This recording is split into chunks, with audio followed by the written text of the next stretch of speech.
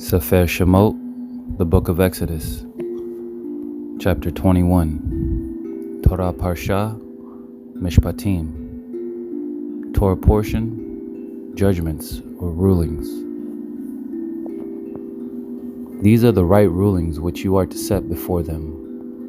When you buy a Hebrew servant, he serves 6 years, and in the 7th he goes out free, for naught. If he comes in by himself, he goes out by himself. If he comes in married, then his wife shall go out with him. If his master has given him a wife, and she has borne him sons or daughters, the wife and her children are her master's, and he goes out by himself. And if the servant truly says, I love my master, my wife and my children, let me not go out free, then his master shall bring him before Elohim, and shall bring him to the door or to the doorpost, and his master shall pierce his ear with an awl, and he shall serve him forever. And when a man sells his daughter to be a female servant, she does not go out as the male servants do. If she is displeasing in the eyes of her master, who has engaged her to himself, then he shall let her be ransomed. He shall have no authority to sell her to a foreign people, because of him deceiving her. And if he has engaged her to his son, he is to do to her as is the right of daughters. If he takes another, her food, her covering, her marriage rights are not to be diminished. And if he does not do these 3 for her, then she shall go out for naught, without silver. He who strikes a man so that he dies shall certainly be put to death. But if he did not lie in wait, but Elohim delivered him into his hand, then I shall appoint for you a place where he is to flee. But when a man acts presumptuously against his neighbor, to kill him by treachery, you are to take him from my slaughter place to die. And he who strikes his father or his mother shall certainly be put to death. And he who kidnaps a man and sells him, or if he is found in his hand, shall certainly be put to death. And he who curses his father or his mother shall certainly be put to death. And when men strive together, and one strikes the other with a stone or with his fist, and he does not die, but is confined to his bed, if he rises again and walks about outside with his staff, then he who struck him shall be innocent. He only pays for lost time, and sees to it that he is completely healed. And when a man strikes his male or female servant with a rod, so that he dies under his hand, he shall certainly be punished. But if he remains alive a day or 2, he is not punished, for he is his property. And when men strive, and they shall smite a pregnant woman, and her children come out, yet there is no injury, he shall certainly be punished, accordingly as the woman's husband lays upon him, and he shall give through the judges. But if there is injury, then you shall give life for life, eye for eye, tooth for tooth, hand for hand, foot for foot, burn for burn, wound for wound, lash for lash. And when a man strikes the eye of his male or female servant and destroys it, he is to let him go free for the sake of his eye. And if he knocks out the tooth of his male or female servant, he is to let him go free for the sake of his tooth. And when an ox gores a man or a woman to death, then the ox shall certainly be stoned, and its flesh is not eaten, and the owner of the ox is innocent. However, if the ox was previously in the habit of goring, and its owner has been warned, and he has not kept it confined, so that it has killed a man or a woman, the ox is stoned, and its owner also is put to death. If a sin covering is laid upon him, then he shall give the ransom of his life whatever is laid on him, whether it has gored a son or gored a daughter. According to this right ruling, it is done to him. If the ox gores a male or female servant, he is to give to their master 30 shekels of silver, and the ox is stoned. And when a man opens a pit, or if a man digs a pit and does not cover it, and an ox or a donkey falls in it, the owner of the pit is to repay. He is to give silver to their owner, and the dead is his. And when the ox of a man smites the ox of his neighbor, and it dies, then they shall sell the live ox and divide the silver from it, and also divide the dead ox. Or if it was known that the ox was previously in the habit of goring, and its owner has not kept it confined, he shall certainly repay ox for ox, while the dead beast is his. When a man steals an ox or a sheep, and shall slaughter it or sell it, he repays 5 cattle for an ox and 4 sheep for a sheep. If the thief is found breaking in, and he is struck so that he dies, there is no guilt for his bloodshed. If the sun has risen on him, there is guilt for his bloodshed. He shall certainly repay. If he has not the means, then he shall be sold for his theft. If the theft is indeed found alive in his hand, whether it is an ox or donkey or sheep, he repays double. When a man lets a field or vineyard be grazed, and lets loose his livestock, and it feeds in another man's field, he repays from the best of his own field and the best of his own vineyard. When fire breaks out and spreads to thorn bushes, so that stacked grain or standing grain or the field is consumed, he who kindled the fire shall certainly repay. When a man gives silver or goods to his neighbor to guard, and it is stolen out of the man's house, if the thief is found, he repays double. If the thief is not found, then the master of the house shall be brought before Elohim to see whether he has put his hand into his neighbor's goods. For every matter of transgression, for ox, for donkey, for sheep, for garment, or for whatever is lost which another claims to be his, let the matter of them both come before Elohim. And whomever Elohim declares wrong repays double to his neighbor. When a man gives to his neighbor a donkey or ox or sheep or any beast to watch over, and it dies, or is injured, or is driven away while no one is looking, let an oath of Yahweh be between them both, that he has not put his hand into his neighbor's goods, and the owner of it shall accept that, and he does not repay. But if it is indeed stolen from him, he repays to its owner. If it is torn to pieces, then let him bring it for evidence. He does not repay what was torn. And when a man borrows from his neighbor, and it is injured or dies while the owner of it is not present, he shall certainly repay. But if its owner was with it, he does not repay. It was hired. He is entitled to the hire. And when a man entices a maiden who is not engaged, and lies with her, he shall certainly pay the bride price for her to be his wife. If her father absolutely refuses to give her to him, he pays according to the bride price of maidens. Do not allow a practicer of witchcraft to live. Anyone lying with a beast shall certainly be put to death. He who slaughters to an Elohim, except to Yahweh only, is put under the ban. Do not tread down a sojourner or oppress him, for you were sojourners in the land of Mitzrayim. Do not afflict any widow or fatherless child. If you do afflict them at all, if they cry out to me at all, I shall certainly hear their cry, and my wrath shall burn, and I shall kill you with the sword. Your wives shall be widows, and your children fatherless.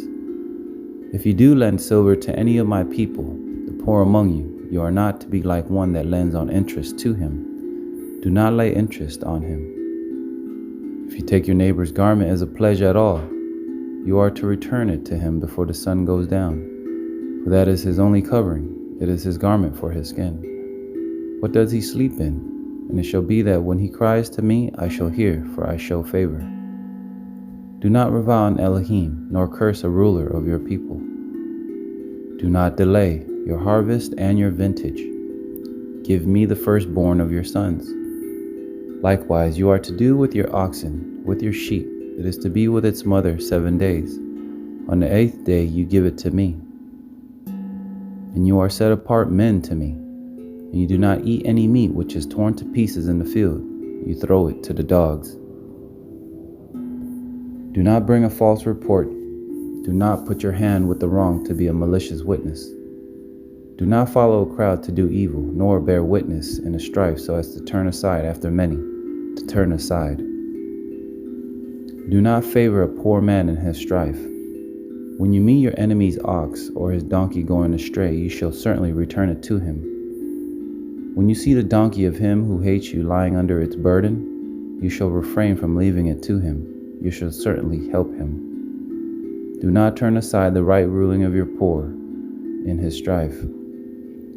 Keep yourself far from a false matter. And do not kill the innocent and the righteous, for I do not declare the wrong right. And do not take a bribe, for a bribe blinds the seeing one and twists the words of the righteous.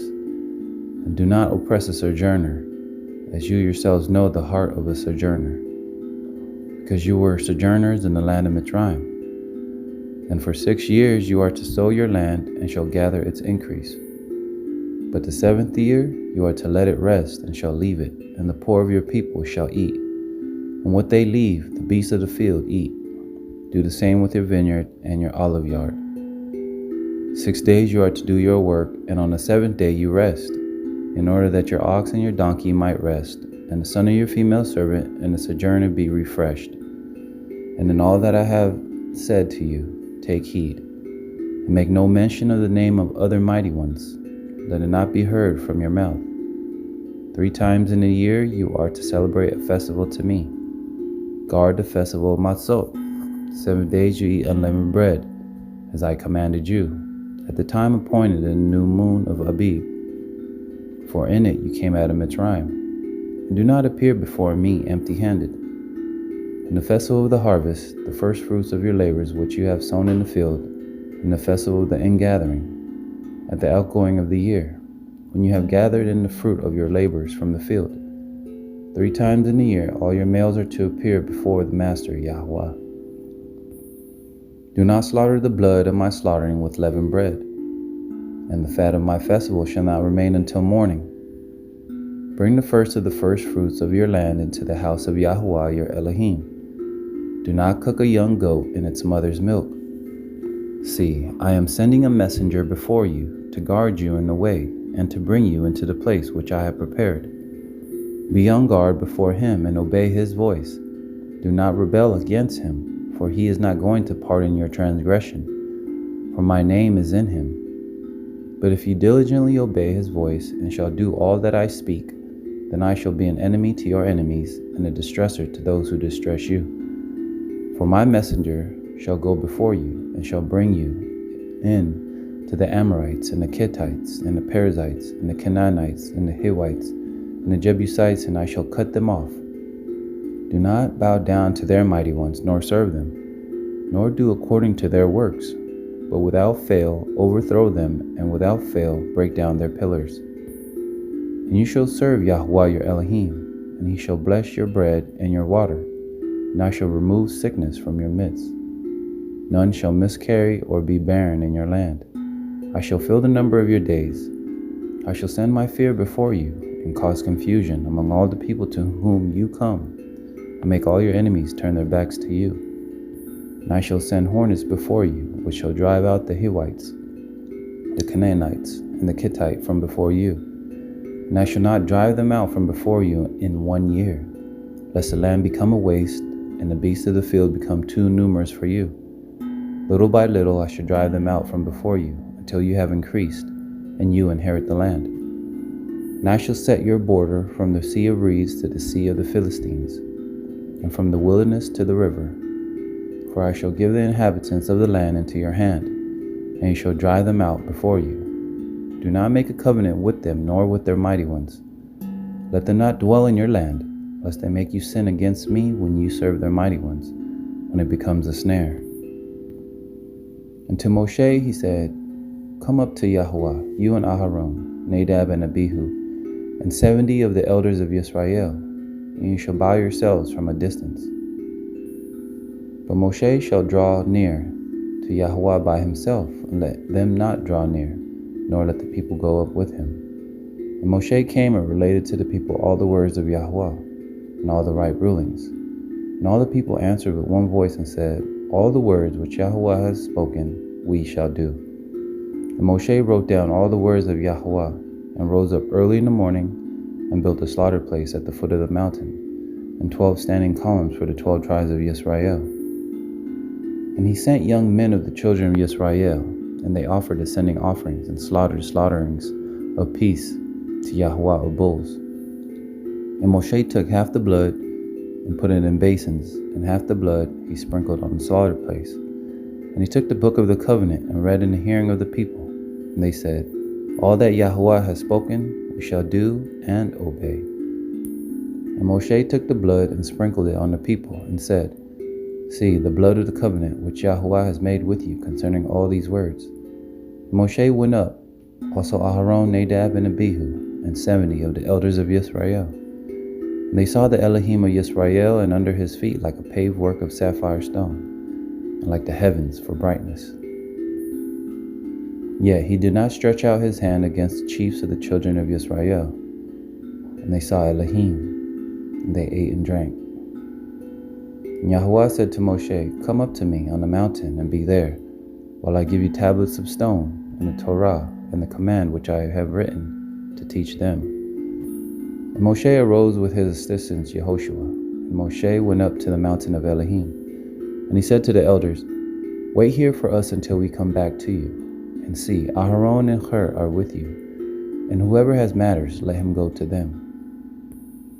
And Moshe went up into the mountain, and a cloud covered the mountain. And the esteemed Yahuwah dwelt on Mount Sinai, and the cloud covered it for 6 days. And on the 7th day he called to Moshe out of the midst of the cloud. And the appearance of the esteemed Yahuwah was like a consuming fire on top of the mountain, before the eyes of the children of Yisrael. And Moshe went into the midst of the cloud, and went up into the mountain. And it came to be that Moshe was on the mountain 40 days and 40 nights.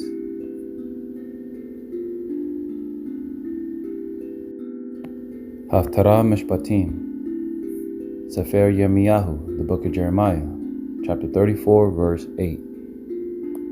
The word which came to Yirmiyahu from Yahuwah, after sovereign Zedekiah had made a covenant with all the people who were at Jerusalem, to proclaim release to them, that everyone was to set free his male and female servant, the Hebrew man and the Hebrew woman.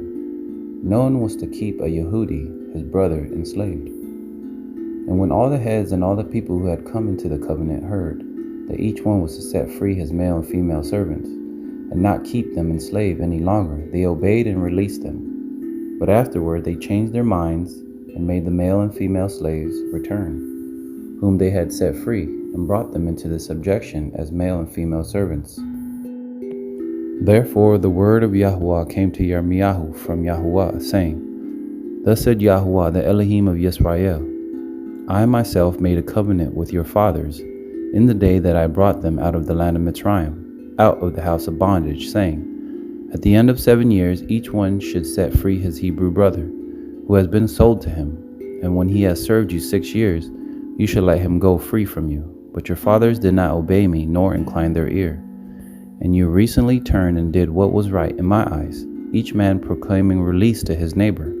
And you made a covenant before me in the house which is called by my name. But you turned back and profaned my name, and each one of you took back his male and female servants, whom ye had set free at their pleasure, and brought them into subjection to be your male and female servants.